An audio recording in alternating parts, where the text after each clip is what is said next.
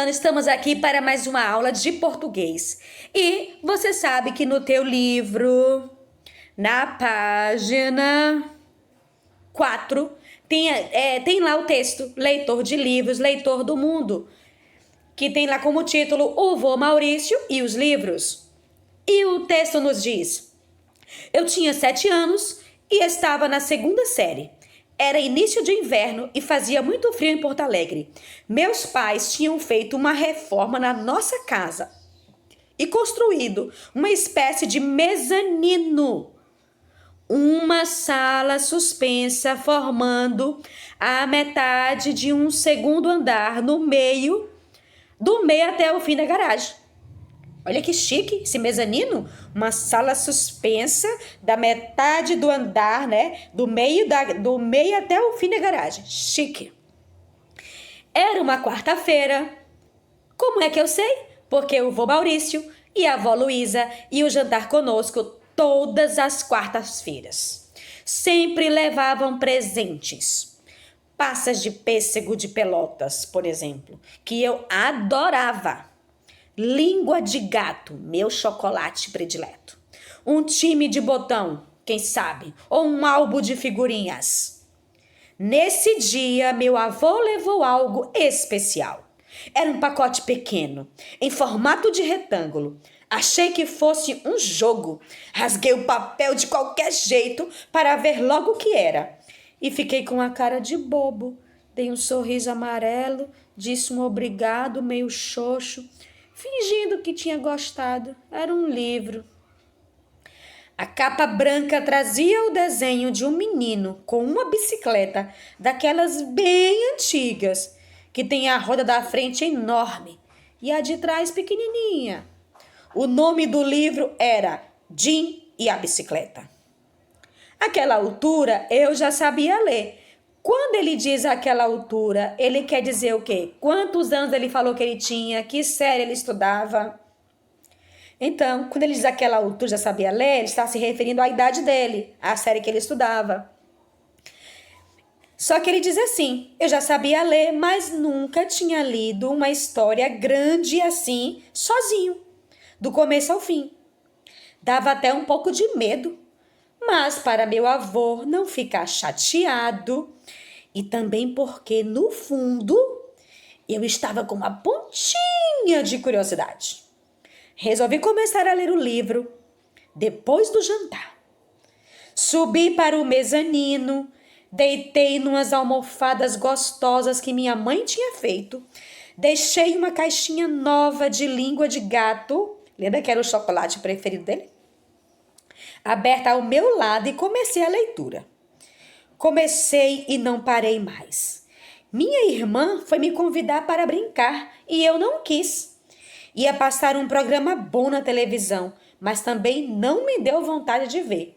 Só parei de ler quando já tinha passado bastante da minha hora de ir para a cama e meus avós me chamaram para se despedir. No dia seguinte, eu não vi a hora de chegar em casa e continuar as aventuras do Jim. O livro era um pouco esquisito, porque era feito em Portugal. E lá eles falam e escrevem diferente de nós. Esquisito ou não, eu só queria saber do Jim.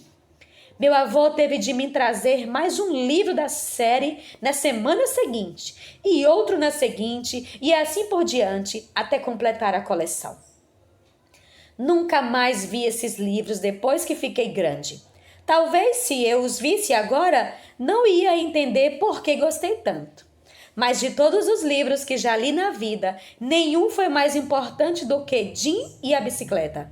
Gostei mais de outros, até mais nenhum foi tão importante.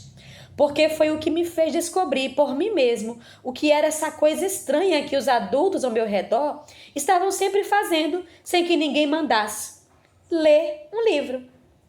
Continuei ganhando livros do vô Maurício por muitos anos. Esqueci de contar uma coisa importante. Meu avô era editor. Quer dizer, trabalhava num lugar onde se fazem livros. Ele falava com os autores, encomendava histórias, mandava fazer capas, lia livros em outras línguas e escolhia os melhores para traduzir. Viu por que que o avô trouxe o livro para ele? Porque o avô trabalhava no local onde se produzia livros, onde também se traduzia livros. Por isso que o avô gostava e também deu para ele livros. E olha o que ele fala sobre a casa do avô. Na casa do avô Maurício tinha livros por todos os lados. Na sala de estar, no corredor, no escritório, nos quartos, até no banheiro. Pasmem. Meu lugar favorito era o escritório. Quando a gente entrava, quase esbarrava com os livros do teto ao chão. Eu adorava ficar sentado ali, lendo no meio da bagunça. Também tinha um toca-discos, que naquela época a gente chamava de eletrola. Isso foi muito antes de inventarem o CD. E um rádio preto com botões prateados do lado para sintonizar, porque ainda não tinha inventado o mostrador digital. Nas noites de sábado, meus avós recebiam amigos, todos os sábados sem exceção. Eram muito festeiros e vários dos amigos deles eram escritores e escritoras que faziam livros com meu avô. A festa ia até bem tarde e eu ficava ali, no meio deles, escutando a conversa. Ou então mais longe, me balançando na rede do jardim, debaixo do jasmim manga. Vocês podem pensar que eu estou enganado, mas hoje eu acho que sem aquela casa e aquelas festas, sem aquela rede e aquela árvore, eu não ia gostar tanto de ler. Muito menos teria escrito essas histórias. O triste é que a casa não existe mais. Casas como aquela acabam mesmo desaparecendo. A gente cresce, as coisas mudam, mas de certo modo, ela está sempre em todos os livros que eu leio. Ou melhor, todos os livros juntos formam de novo para mim a casa dos meus avós. Belíssima história, belíssimo relato, belíssimo conto. Mas vamos agora à nossa atividade. Aí a questão 13 começa assim. Leia com atenção as partes em destaque nos trechos a seguir e escreva quais ideias do texto são retomadas. Então, retomadas é quando eu volto a uma ideia anterior. Então, quando ele diz aí, ó, na letra A, nesse dia, meu avô levou algo especial. De acordo com a história, qual era o dia que o avô sempre ia à casa dele? Que o avô sempre jantava com a família dele? Lembrou? Responde. Se não lembrou, vai para o texto, gente. Letra B. Ele diz, a capa branca trazia o desenho de um menino com uma bicicleta daquelas bem antigas. O que é que tinha a capa branca? Lembrou? Então escreve, meu bem. Na letra C, ele diz, àquela altura eu já sabia ler. Lembre que eu já comentei com você, quando ele diz aquela altura, ele não está falando exatamente do tamanho dele, mas da idade dele. Da série lá que ele estudava. Qual era a idade dele? Qual era a série que ele fazia e ele já sabia ler? Responde. Próximo, letra D. Subir para o mezanino. O mezanino é uma coisa bem interessante, está bem no início lá do texto. E que ele fala que ele deitou numas almofadas gostosas que a mãe tinha feito. Então, o que era o mezanino? Por que esse mezanino foi feito? O texto relata. Procura lá se você não lembrar. Vamos à questão 14. Ele diz no parágrafo 9, há alguma ideia que não tenha aparecido antes? Vou ler aqui para você novamente o parágrafo 9. E ele diz assim: continuei ganhando livros do vô Maurício por muitos anos. E ele fala, ó, esqueci de contar uma coisa importante. Meu avô era editor. Quer dizer, trabalhava no lugar onde se fazem livros. Falava com os autores, encomendava histórias, mandava fazer capas, lia livros em outras línguas e escolhia os melhores para traduzir. Então, a pergunta novamente, no parágrafo 9, há alguma ideia que não tenha aparecido antes? Essa ideia é relevante para o texto? O texto acabou ficando em torno de quê? Em que o garotinho se ocupou a maior parte do tempo? Então, esse relato que ele faz aqui no 9 é relevante? É importante? Explique.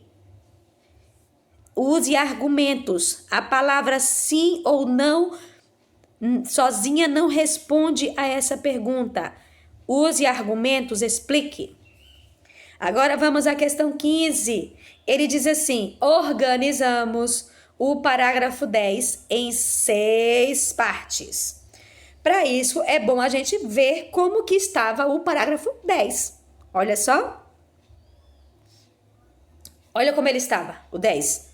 Era tudo em um único parágrafo. E o que é que nós temos que observar na forma como ele separou? Todos os parágrafos que ele separou começam com que tipo de letra? Exatamente, letra maiúscula. E todos os parágrafos terminam com o que, gente? Com um ponto. Ele está te mostrando que se você quiser desmontar um parágrafo que é grande, você precisa pegar da letra maiúscula, da palavra que começa com letra maiúscula, até o primeiro ponto que aparece. Então, observe que aqui no parágrafo 10, a primeira informação que nós temos, porque cada informação ela é concluída com um ponto. A primeira foi, número 1, na casa do vô Maurício, tinha livros por todos os lados. Aí está lá o ponto. Então, a próxima informação, ela começa com letra maiúscula. Então, você vai começar agora um novo parágrafo. Por que eu coloquei para você visualizar o parágrafo e você perceber essa informação? Porque quando você for responder a questão... Deixa eu só conferir aqui a questão 16, você vai ter um parágrafo que vai aparecer assim bonitinho inteiro, como esse 10 que eu coloquei para você visualizar. E você vai ter que desmontar ele assim como ele fez com esse parágrafo. Você vai ter que fazer essa transformação. Lembrando, o que é que tem que fazer? Cada parágrafo que você vai separar, ele começa com uma letra maiúscula e termina com o ponto. E você começa a fazer isso do início do parágrafo, certo? Vamos aqui à próxima página. Temos aí a letra B. E ele pergunta assim: qual trecho apresenta maior número de informações? Quando ele diz qual trecho tem maior número de informações, vou voltar aqui, ele está se referindo à questão 15. Ele acabou dividindo o parágrafo 10 em 6 partes. Então, qual ficou maior? Do 1 ao 6, qual deles precisou usar mais linhas? Aí você vai dizer qual é esse trecho. E ele ainda te pergunta assim: que informações são essas? Não é para você pegar e escrever esse trecho inteiro. É para você dizer sobre o que esse parágrafo 6 está falando. Vamos voltar aqui agora, né? Letra C. A ordem desses trechos poderia ser invertida? Temos que lembrar que todo texto ele tem um enredo. Então, tem que ter uma sequência de acontecimentos. Se você embaralhasse as situações, você ia acabar deixando o texto sem sentido. Questão 16, para a gente terminar essa atividade. Ele quer que você pegue esse parágrafo 11 e faça o mesmo que ele fez aí na questão 15. Separe por parágrafos. Eu acabei aqui, deixando aqui, para você já a quantidade de parágrafos que você vai transformar. Lembrando, cada parágrafo começa com a palavra que está com a letra maiúscula e termina no ponto. Vou dar apenas a primeira dica. O primeiro parágrafo vai começar: nas noites de sábados, né? De sábado, meus avós recebiam amigos. Não tem um pontinho? Então, essa vai ser a resposta do parágrafo 1. E você agora vai dar sequência aos outros. Professora, eu já tenho que colocar os números já tudinho antes de começar? Não. Por quê? Porque pode ser que uma linha não seja suficiente para você registrar as informações